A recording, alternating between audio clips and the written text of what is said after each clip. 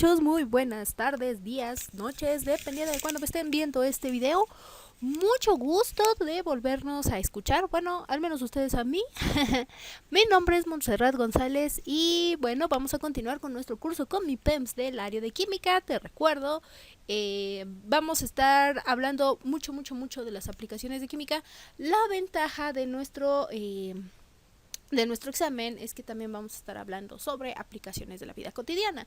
Entonces podemos visualizar un poquito más, pues sí, ¿no? Donde vamos a estar utilizando esto, valga la redundancia y perdón que se repita tanto, pero es que es la verdad. A partir de esta clase vamos a empezar a visualizar y a entender en qué aspectos de la vida industrial, de nuestra vida académica, de nuestra vida común, pues interviene la química, ¿no?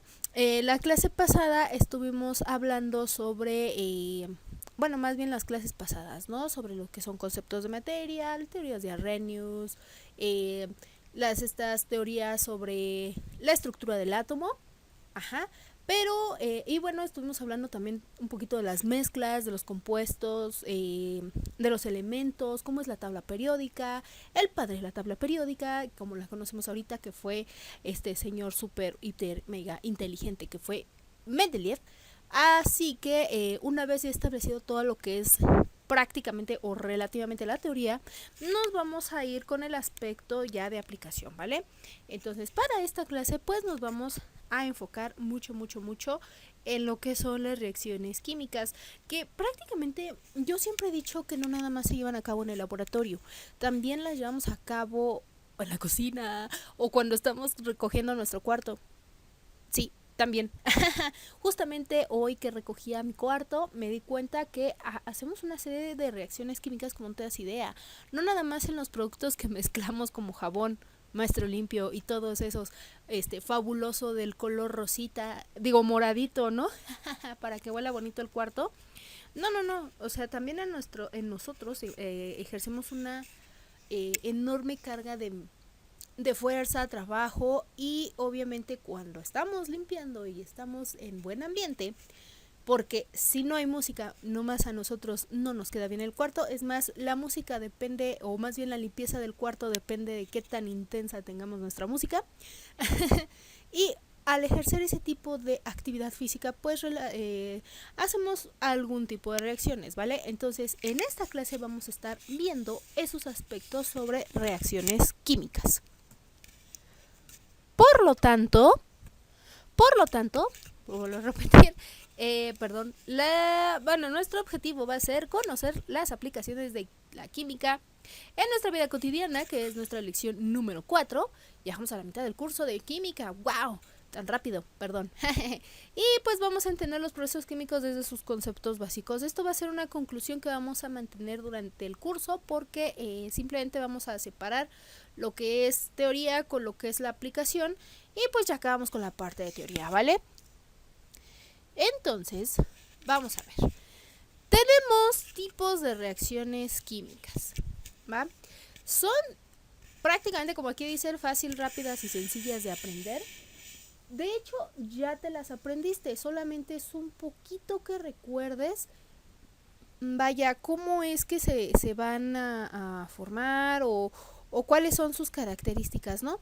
Entonces, tenemos reacciones de síntesis, reacciones de descomposición, reacciones de sustitución simple, de doble sustitución, de precipitación, ajá, ¿qué más?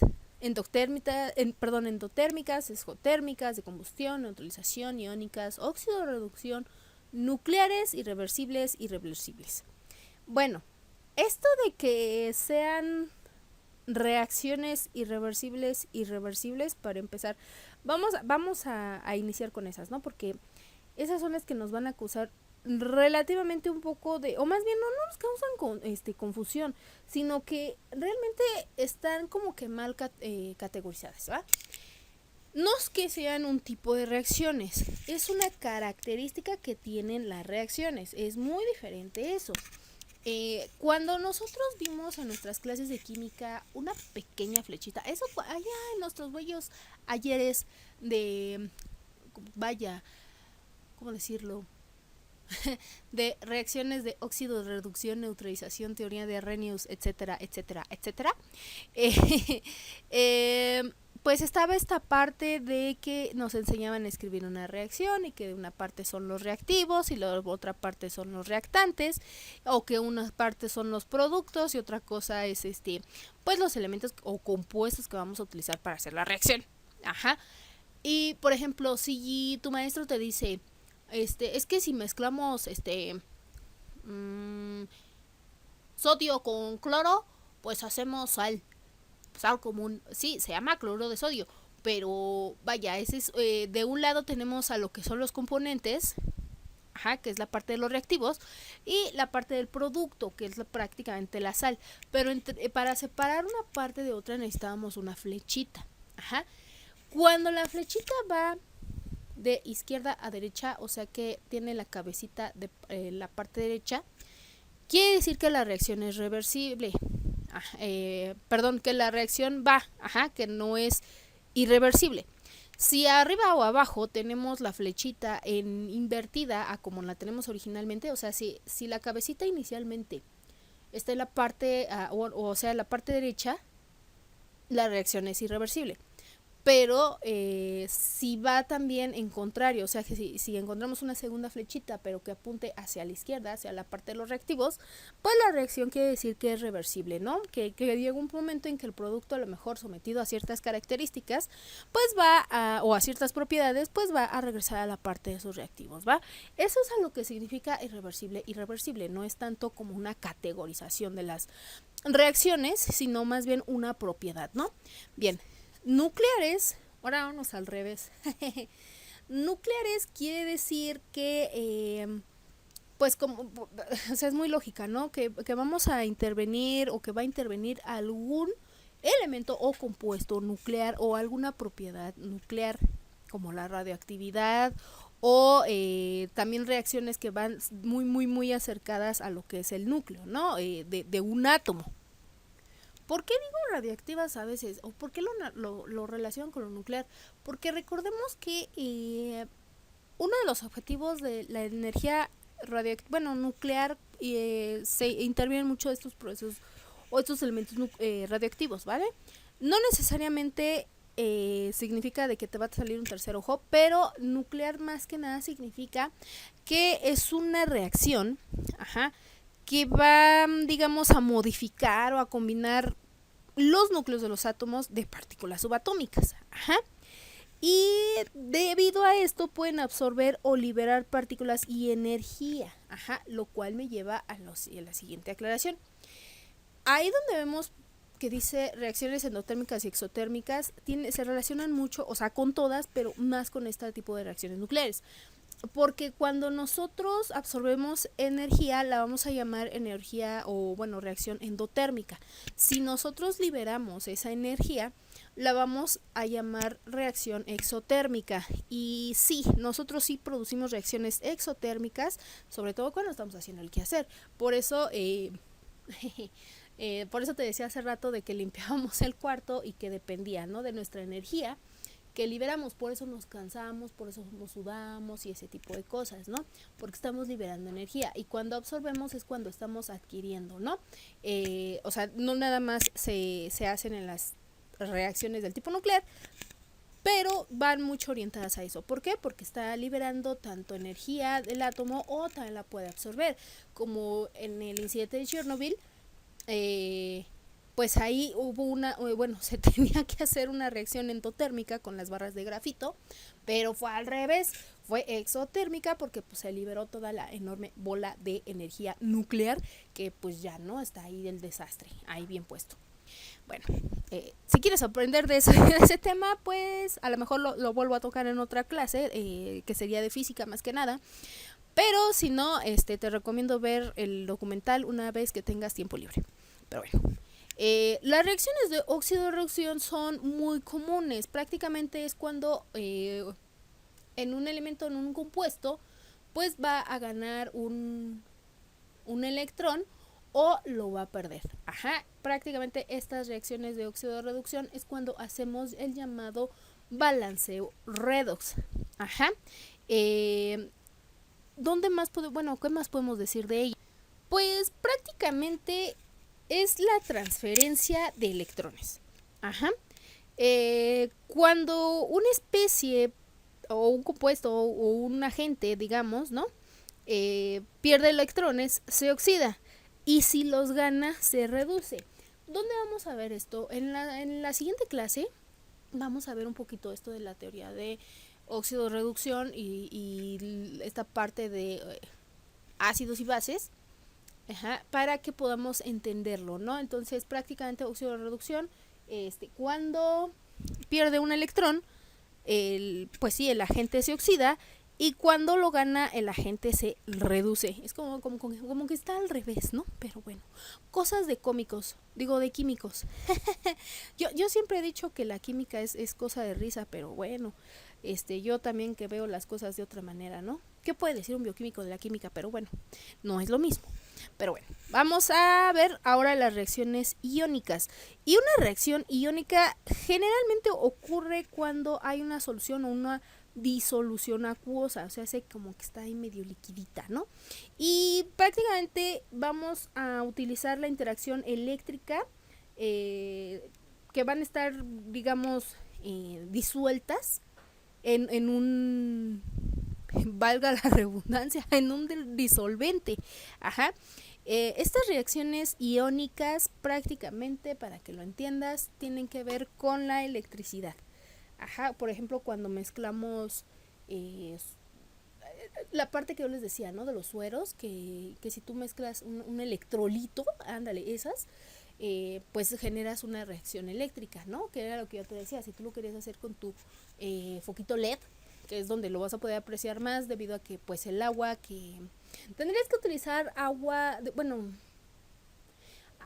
al menos agua de garrafón para llevarlo a cabo y que pudieras ver la reacción, porque si utilizas agua del grifo, como tiene ciertos minerales y no es tan pura y vaya, tiene muchos metales, a veces alteran la reacción y el foquito no se ve iluminado. Ajá, entonces, bueno, yo recomendaría que utilizaras agua de garrafón para que pudieras hacer ese experimento, pero bueno, esa es otra cosa, ¿no? Reacciones de neutralización, pues como su nombre lo indica, vamos a neutralizar, ¿no? Por ejemplo, cuando digamos comiste cueritos con tajín o un chicharrón preparado, oh sí, con tajín, salsa valentina, un buen de limón y ¿qué más le echan? Pues no sé, no sal. Entonces, al rato la gastritis pues está pero bien buena, ¿no? ¿Y qué es lo que nos recomiendan por lo general? Bueno, hay un producto, ¿no? El dichoso sal de uvas. Te lo tomas y alivia pues tu acidez, ¿no? O el Pepto-Bismol o el, ¿cómo se llama? El Melox o nuestras abuelitas, ¿no? Así de cómete un buche de bicarbonato y no hagan eso porque, híjole, bueno, o sea, sí, pero tengan cuidado con la reacción porque con el bicarbonato se te hace duro el estómago y te lo digo por experiencia propia, entonces sí te calma la acidez, pero pues luego estás así con una enorme bolota y sientes como si tuvieras panza como perro parado de mercado, ¿no? Así lleno de lombrices, pero no es lombriz, es gas. Y precisamente eso, ¿no? Voy a este ejemplo. Cuando nosotros nos comemos el chicharrón preparado, pues está la acidez típica del mexicano. Porque todo queremos con salsa. Bueno, la mayoría de los mexicanos, al menos yo, si no tiene salsa, no me sabe la comida, la verdad. Ni me sabe la botana. El chamoy igual y si no lo tolero, pero bueno, esa es otra historia. Entonces, como tenemos esa acidez en nuestro estómago, necesitamos algo que baje la acidez y por lo general son bases, ajá. Y el bicarbonato es una base que neutraliza ese ácido, ¿no? Para que ya quede súper livianito y en un pH relativamente neutro. Ajá, eso de pH que es el potencial de hidrógeno que de igual manera vamos a ver en la próxima clase. Reacciones de combustión. Las reacciones de combustión son de las más comunes, de hecho, me atrevo a decir que diario las llevamos a cabo, ¿no? ¿Y en qué consiste? Pues se basa en la liberación de energía, o sea, prácticamente es del tipo exotérmica y pues necesita de un combustible o de un agente que la active, por decirlo así, que en este caso es el oxígeno. No debemos de confundir la combustión con otra cosa, por ejemplo, que, es que vamos a prender una fogata y necesitamos a fuerza de la gasolina. O sea, sí, pero es más que nada por la presencia del oxígeno que se lleva esa combustión. ¿Dónde vemos la combustión? Pues cuando estamos quemando algo. Ajá, ese humo se le llama combustión. Y como yo te lo dije en una clase, ¿no? Hay dos tipos de combustión completa y combustión incompleta. Y la completa, pues, es cuando prácticamente vemos las tonalidades del humo blanquizcas. Ajá. Y de hecho, ¿no? Cuando, por ejemplo, no sé, depende mucho de las creencias católicas, ¿vale? Yo recuerdo que el proceso, y te lo digo, ¿no? Para que lo vayas también identificando, digo, son cosas que yo te digo para que tú las recuerdes, que son muy específicas, para que no te hagas bolas. En el proceso para elegir al nuevo papa, no sé qué hacen. El chiste es que cuando ya hay, por ejemplo, hay una etapa de niebla o no sé dónde, eh, ¿cómo se dice? Es que queman algo, no sé qué quemen, la verdad. Creo que queman los votos o algo así, no sé. Pero la cosa es que en el Vaticano tienen como una especie de chimenita. Ajá.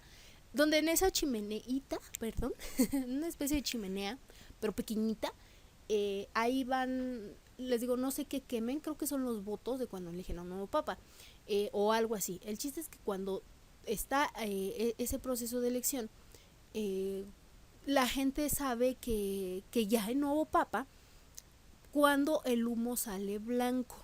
Ajá, que eso sería la combustión completa. Cuando el humo sale negro, pues sería la combustión incompleta. Ajá, que yo no sé, pasan días haciendo combustión incompleta ahí en el Vaticano, pero bueno, cosa de ellos, ¿no? Aunque es peligroso para la atmósfera y para el medio ambiente. Pero es ahí donde puedes identificar tú ese tipo de cosas. O ya, bueno, para hacértelo más fácil, ¿no? Y que lo identifiques mejor. Esos camiones que llevan, no sé, pero esos camionzotes que van casi casi ahí con su música, perdón que lo diga, pero no sé qué música llevan en la cabeza de verdad, porque esos camiones contaminan mucho, mucho al planeta. Pero que llevan ahí soltando ese humo horrendo o negro que es monóxido de carbono, ahí es cuando la combustión no está completa.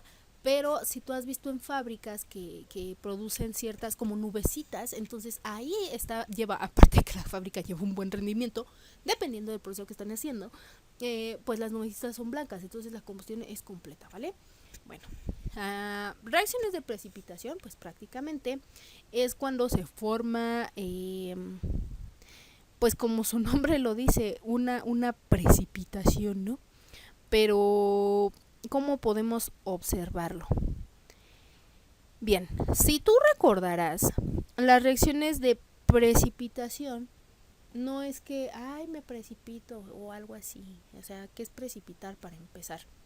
Cuando hay una reacción de precipitado, es cuando nosotros tenemos un producto sólido. Ajá. Se utiliza mucho en análisis gravimétricos o también lo he visto. ¿Te recuerdas cuando cuando vimos en la clase de este método de separación de muestras o de mezclas en este caso, de que te decía de la centrifugación y que ocupaban, por ejemplo, la sangre, ¿no? Para separar pues una fase de otra. Bueno, en procesos un poquito más especializados yo te puedo decir, ¿no? De, por ejemplo, de análisis de cenizas o algún análisis de algún microorganismo pues sí, ¿no? En nuestros desechos orgánicos del ser humano, que ya te imaginarás de qué estoy hablando, o de lodos, se ocupa este tipo de análisis y se le da vueltas, ¿no? Por ejemplo, digamos, al lodo. Entonces, sí, a pesar de que el lodo a veces es granulado, pues hay que separarlo de cierta fase con otra. Entonces, en los tubos estos de Eppendorf para centrífugas que tienen otro nombre, pero no recuerdo cómo se llaman, perdón, pero son como el de análisis de muestras de esas de sangre. Queda una parte abajo sólida. Y bueno, para nosotros, para mí bioquímico, pues yo lo llamo biomasa. Dependiendo el proceso que esté haciendo, ¿no? Pero lleva un poquito así como que de sólido. Eso es en análisis a nivel industrial. Pero en análisis a nivel soy mortal y ocupo mi cocina, pues es como, por ejemplo, digamos, agarras la licuadora, ¿no? y te vas a hacer una rica y deliciosa agua de sandía. Ajá. O de fresa, que son por lo general los residuos que quedan más estancados. Y es eso. Un precipitado es como lo que se queda estancado abajo del vaso. O cuando te estás haciendo tu hermoso y delicioso chocomil del Pancho Pantera y empiezas a revolverlo con tu manita y tu cuchara y no se disuelve completamente y al final o hasta abajo queda una enorme capa de azúcar pintada, porque ya ni es chocolate, es azúcar pintada. Y eso, como es sólido y que no se pudo disolver dentro de la leche, pues se le llama precipitado, ¿vale? Eso es lo que se da a entender como reacción de precipitación, que es la formación de un sólido. Y pues ya, ¿no? Nos falta lo que en realidad son los tipos de reacciones, que es la reacción de doble sustitución. Y bueno, ¿cómo es este tipo de reacción? Pues digamos que son muy peculiares. Ajá. Porque prácticamente es la formación de pues sí, o sea, como que de dos componentes o de dos eh, mezclas, ajá. Y bueno, como lo dice, ¿no? De hecho, la teoría que son centros de reacción, pero no, la verdad es que son dos productos que frecuentemente se ocupan o son muy visibles en la formación de hidruros y de halógenos. Ajá. Y prácticamente el mecanismo más frecuente es el denominado concentrado de 4 centros. O sea, ahorita lo vamos a ver, de hecho, cómo se conforman. Por ejemplo, tengo compuesto A más combinado con el compuesto B, más el compuesto C combinado con el compuesto D. Entonces hago reacción con la flechita y me sale, por ejemplo, A con D y B con C. Ajá, ahorita vamos a ver un poquito más esa situación. ¿Va? Ahora, tenemos la reacción de descomposición y como su nombre lo indica, vamos a descomponer lo que es una mezcla, un componente, ajá, y a la hora de reaccionar, ajá, o de implementar nuestra flechita, que ya puede ser va y viene, pues vamos a descomponerlo en uno o en varios o en tres, en lo que sea, compuestos, ¿no? Por ejemplo, un ejemplo, si yo descompusiera la molécula de agua, o sea, H2O, que para poder descomponer la molécula de agua necesito de 2 moles. Eso también lo vamos a ver en la siguiente clase. Pero bueno, supongamos que tengo una molécula de agua y voy a hacer una reacción de descomposición, pues a la hora de descomponer ese H2O me va a quedar, me va a quedar pues el hidrógeno y el oxígeno molecular, o sea, 2H2, que les digo que ahí interviene una cuestión de los moles, pero digamos, ¿no? Si es H2O, me va a quedar H2 más oxígeno molecular. Ajá. Entonces, o como es la reacción general, tengo dos moléculas de agua, o sea, 2H2O, reacciono o empiezo a hacer mi reacción de composición y me quedan 2 moléculas de hidrógeno, 2, o sea, 2H2 más el oxígeno molecular, porque si no, no me sale. Y obviamente la reacción de síntesis, que es una de las más, perdón la moto que se oye, pero sonidos del Distrito Federal, ¿no? Perdón. Bueno, digamos que la síntesis es prácticamente, tengo compuesto A más compuesto B y hago compuesto nuevo AB. O en muchas nomenclaturas lo ponen como C. Y prácticamente los tipos de reacciones químicas es síntesis, composición y sustitución simple, doble sustitución. Ajá. Y las otras como que son un poquito más características específicas, pero vamos a ver cómo se comportan, ¿no? Ahí tenemos la de síntesis o combinación, que es lo que les digo, tengo compuesto A más compuesto B y me da como producto AB. Ajá, esa es la flechita que yo les decía. Tengo la de descomposición, que es cuando tengo AB y me da como producto pues A más B. Tengo la de desplazamiento o sustitución, ajá, que es la de AB más C y que me da como producto AC más B. Ajá. Son como formulitas esto que te estoy mostrando, ¿no? Tengo la de intercambio, que sería la que conocemos como doble sustitución, ajá, que es AB más CD y es AC más BD, ajá. Y bueno, aquí tenemos también la de ácido base, que es la de neutralización, lo que yo te decía, lo del chicharrón preparado. La de precipitación. Aquí detalle. Esta flechita es la de reacción, todas estas cuando están en horizontal, pero cuando está en vertical hacia abajo quiere decir que hay un precipitado, o bueno, la formación de un precipitado. Estas señalizaciones que tenemos como S es de que está sólido, si es L está líquido, pero por lo general no va a aparecer mucho como L. Hay una que aparece como AC, que significa en estado acuoso, que está medio aguadito, ajá. O por ejemplo, ahí dice energía, pero tiene una E como que muy extraña, como si fuera una E gariboleada. Voy a tratar de escribirla para que pues tú las vayas conociendo, ¿no? Cuando es de energía tiene una E algo así, perdón, ajá, algo así tiene una E, que se ocupa mucho en termodinámica, de hecho, pero bueno. Tenemos la de oxidación, que les digo, uno cede y el otro, uno se oxida y el otro reduce. Y las de combustión, ¿no? Que es lo que yo les decía, combustión completa y combustión incompleta. Prácticamente estas se le conoce a estas fórmulas como la escritura algebraica, porque pues el álgebra, recuerden que se ocupa en matemáticas para pues explicar problemas de la vida, y como el álgebra sí lo vamos a ocupar en química, de hecho igual dentro de la clase que sigue, es un poquito más matemática que teoría, ¿no? Pero no te espantes porque está súper sencilla. La matemática de química siempre es muy sencilla. Y en tu examen no te apures porque todos los valores te los van a dar. Entonces prácticamente esto era para que entendieras tú los procesos de reacción, ¿no? Entonces, cuando nosotros realizamos una reacción, pues necesitamos de llevar un control, una velocidad. Y en este caso la velocidad de reacción va a depender de varios factores, y por ejemplo va a depender de la concentración, de temperaturas, todo eso, ¿no? Esos rollos, bueno, temperatura, concentración, pH, etcétera, etcétera, ¿no? Por lo general, digamos, ¿por qué depende de la temperatura? Porque no es lo mismo, cuando tú vas a preparar una gelatina, porque al final la gelatina es una mezcla o es una reacción química.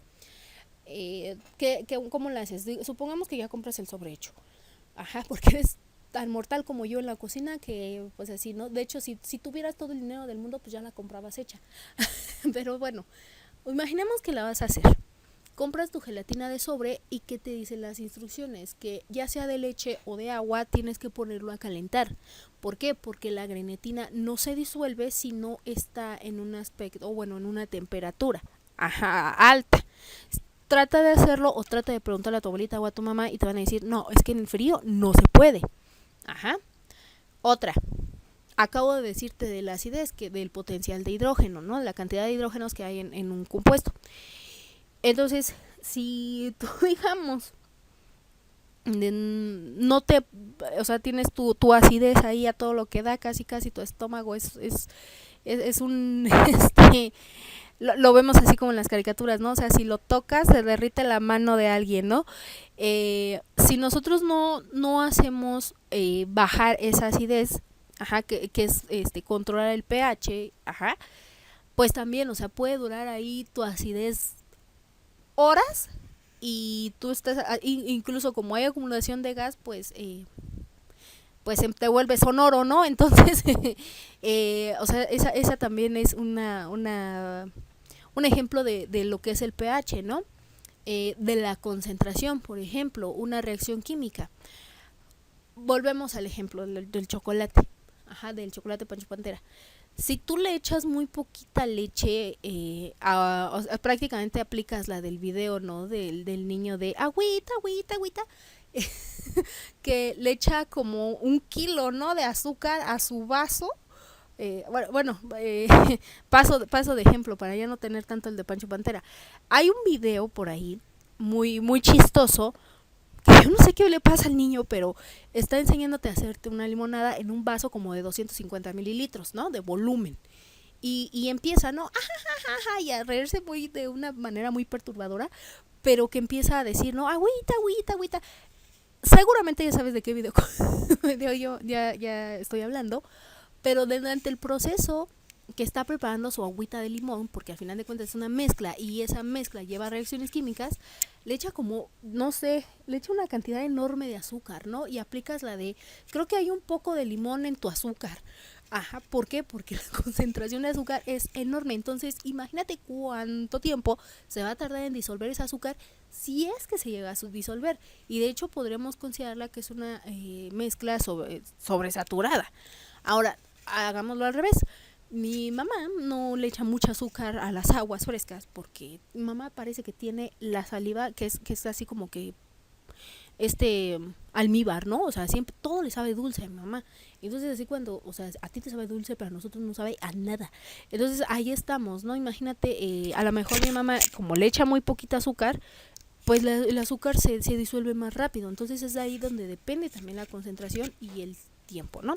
Entonces prácticamente esta es la fórmula general para definir la velocidad de reacción, que dice velocidad es igual a la diferencia de concentraciones de cualquier elemento o producto o reactivo que se esté utilizando, por eso trae A y B, y ese triangulito se le denomina delta.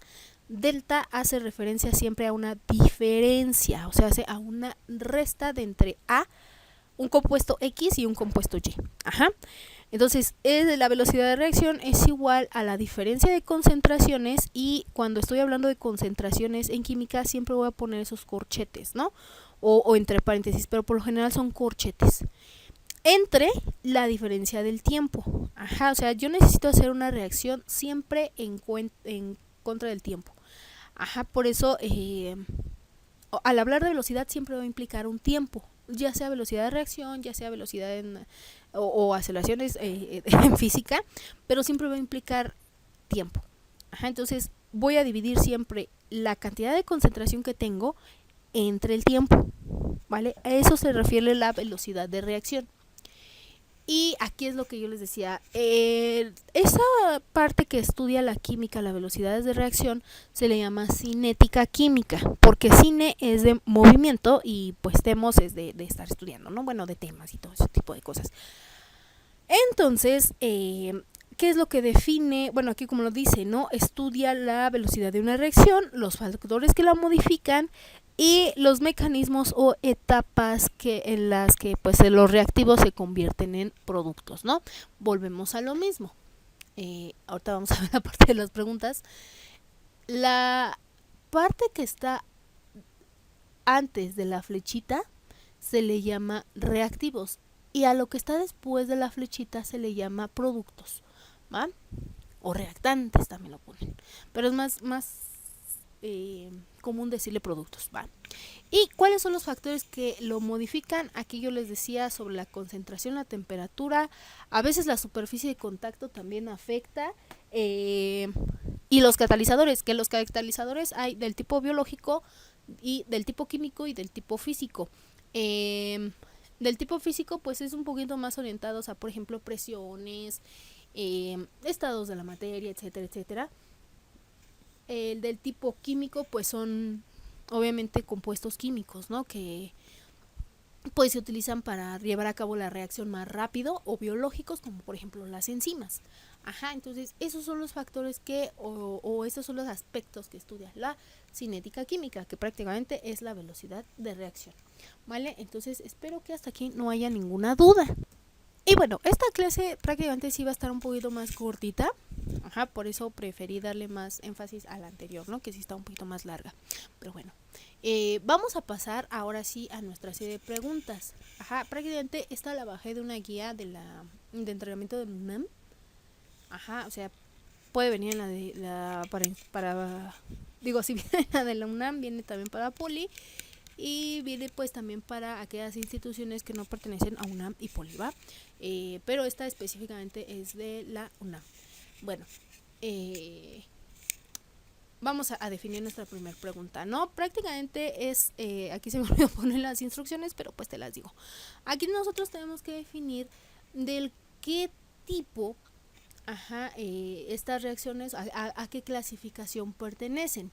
Ajá, aquí tenemos que fijarnos mucho en esta tablita. Prácticamente esta tabla no es que te la tengas que aprender, pero si te cuesta trabajo sí, pero es más que nada analizarla, ¿no? Esto es lo que nos van a preguntar. Si no, a lo mejor nos preguntan, oye, ¿de qué se trata una reacción de sustitución? Oye, ¿de qué es una reacción de combustión? O ese tipo de características, o cuál es, o qué es lo que afecta a la hora de hacer una reacción química. Sí, pero vaya, eso de las reacciones químicas depende mucho de esto. Ajá, entonces esta es como que la base. Y sí te recomiendo también estudiar un poquito de cinética química. Bueno, es lo que te acaba de dar, que prácticamente pues no es nada más que aprenderte esto. Ajá. Y si acaso la fórmula. Pero como la fórmula la vamos a ver igual dentro de las siguientes clases, entonces se te va a quedar grabada. Bien, tenemos que ver de qué no nos están preguntando los nombres. Ajá, simplemente nos están diciendo, oye, ¿a qué tipo de reacción pertenece? Entonces tenemos la formación de, este es un ácido, ajá, cuando igual vemos las reacciones de los ácidos, que es la parte de ácidos y bases y la teoría de Arrhenius y de Bronsted-Lowry, vamos a ver cómo identificamos en un compuesto químico cuando es ácido, cuando se hace base, cuando es ácida y cuando ese tipo de cosas, ¿no? Pero aquí es la formación de un ácido que es el ácido clorhídrico. Esto significa que son 2 moles o 2 moléculas de ácido clorhídrico, ¿no? Entonces, muy independiente del balanceo, porque creo que todas están balanceadas, necesitamos saber de dónde provienen. Entonces, aquí nos dice que tenemos tanto compuesto A como compuesto B. Ajá. Entonces, que el compuesto A es hidrógeno molecular más cloro molecular, obviamente, y pues nos da, sí está balanceada. Entonces nos da la parte del ácido clorhídrico. Entonces, ¿qué tipo de reacciones? De doble sustitución no puede ser porque no tenemos esa parte del doble, solamente tenemos un compuesto A y un compuesto B. No podemos decir que es de descomposición porque no estamos descomponiendo, al contrario, tenemos que estar formando. No es de sustitución simple porque prácticamente no estamos sustituyendo nada. Ajá. Y tampoco es de combustión porque no hay presencia de oxígeno. Por lo tanto, aquí tenemos 5 opciones, pero por lo general nos van a poner 4 en nuestro examen, como lo hemos estado haciendo, ¿no? Y la respuesta correcta aquí es de A. Es la A porque prácticamente lleva esta estructura. Perdón que me regrese, pero es esta estructura la que lleva. A más B es igual a B, a AB. Ajá, entonces por eso es que se llama o que decimos que es de síntesis. Ajá. En la siguiente tenemos ácido sulfúrico, 3 moléculas de ácido sulfúrico y 2 moléculas de hidróxido de aluminio. Ajá, ahí tenemos que ver qué es lo que estamos formando. Ajá, que igual es, me parece que es, obtenemos sulfato de aluminio y 6 moléculas de agua. Ajá, entonces no puede ser de síntesis porque no podemos considerar a A como esto ni a B como esto, porque prácticamente tenemos 1, 2, 3, 4, 5 y 6 componentes o 6 elementos que están actuando. Ajá, 2 compuestos, pero formado a su vez con 3 elementos cada uno, ¿no? Entonces no puede ser de síntesis. De doble sustitución sí es. Ajá, de hecho es la respuesta correcta, porque tenemos tanto dos. Es que a pesar de que son 2 elementos diferentes, pero unidos hacen un compuesto, obviamente, ¿no? Que es un grupo sulfato. Ajá. Entonces, como es A, B, C y D, por eso es de doble sustitución, porque tenemos 2 compuestos. Aquí, por ejemplo, es un grupo hidroxilo. Entonces tenemos tanto grupo sulfato como grupo hidroxilo que nos hacen, pues, como tomarlo como un reactivo. Ajá, para que me entiendas. Entonces, como tengo elementos con compuestos, ajá, que son dobles, o sea, son doble sustitución, pues es eso, ¿no? Lo que me hace un compuesto. O un reactivo un poquito más especializado o con que era lo que yo les decía, ¿no? De la regla de los 4 que mencioné al inicio. Ajá, de doble sustitución, ¿por qué? Porque necesito 4 tipos de, al menos, de compuestos o elementos para poder yo formar esos 4 tipos o elementos. Ajá. Para que me entiendas, tengo hidrógeno y sulfato. Aquí tengo mi hidrógeno y aquí tengo mi grupo sulfato. Ajá. Aquí tengo mi aluminio y a pesar de que aquí el grupo hidroxilo ya no lo tengo completo, prácticamente lo tengo en esta molécula con esta, aunque no lo tenga de manera de hidroxilo, sino que lo tengo en forma de agua. Ajá, entonces eso y hasta hidrógeno, entonces es de doble sustitución. De descomposición no puede ser porque no estoy descomponiendo nada, al contrario, vuelvo a estar uniendo. Y de sustitución simple, obviamente no. ¿Por qué? Porque lleva esta parte de 2, o sea, 1, 2, 1, 2. Ajá, y de combustión pues no es, sí lleva el oxígeno, pero no estamos emitiendo energía, entonces así como que, bueno, ¿vale? Entonces es de doble sustitución o de sustitución doble. Y luego tenemos en este compuesto, aquí es muy sencillo, porque aquí sí estamos descomponiendo, tenemos esta parte, que es tenemos al clorato de potasio y a aquí, ves como es un triangulito como una delta, no es una diferencia de concentración. Nada más vamos a tomar a delta como diferencia cuando estemos haciendo cosas de matemáticas. Si la veo arriba en esta flechita, por ejemplo, es que estoy imprimiéndole calor. Ajá. Entonces tenemos al clorato de potasio, que le imprimo calor o le implemento calor y voy a separarlo como, bueno, tengo oxígeno molecular y cloruro de potasio, ¿no? Entonces prácticamente, muchachos, ahí estoy descomponiendo el clorato en cloruro de potasio y oxígeno molecular, ¿vale? Vean las estructuras nada más. Ahora tengo ácido clorhídrico más zinc, lo cual me da cloruro de zinc y hidrógeno. Ahí sí es de sustitución simple porque, digamos, el zinc está solito, no es como en este caso que, por ejemplo, si tuviéramos al aluminio, entonces hubiera sido de sustitución simple, pero solamente al aluminio. Pero como aquí arriba teníamos al aluminio con el grupo hidroxilo, entonces ya se vuelve doble, porque tengo doble compuesto en uno solo. Ajá. Aquí tengo uno que es doble, pero uno solito, entonces por eso se vuelve de sustitución simple, ¿vale? Y que es prácticamente metano más oxígeno, que le invierto calor y me vuelve el dióxido de carbono, perdón, y agua. Ahora, aquí hay algo bien interesante. En las primeras clases yo te hablé sobre los combustibles, bueno, más que nada hice mención en los combustibles, sobre todo cuando estuvimos hablando sobre, creo, la teoría de la materia, ¿no? La teoría de Arrhenius. No fue de Arrhenius, perdón, fue de la materia no se crea ni se destruye, solo se transforma, y que yo les hice mención sobre la reacción de combustión y precisamente utilicé este ejemplo del metano, porque es un metano. Ajá, por lo tanto, como el metano es un combustible en presencia de oxígeno, ¿qué va a pasar? Pues una combustión. Ajá, y esto, les digo, es calor, lo cual imprime también energía, y es por eso que nuestra opción correcta es la de la combustión. Pues bueno, muchachos, esta clase sí fue un poquito más rápida, les digo, simplemente nada más fue tocar los aspectos de las reacciones químicas. Y en la próxima clase pues vamos a estar hablando sobre los gases y un poquito sobre las propiedades químicas del agua. Ajá. Sí había dicho yo que la próxima iba a ser la de los óxidos, pero se me olvidaba que nos falta nada más complementar lo que son los gases, porque los gases, digamos que son un poquito payasos, son un poquito fresas, entonces necesitan ellos un comportamiento muy específico.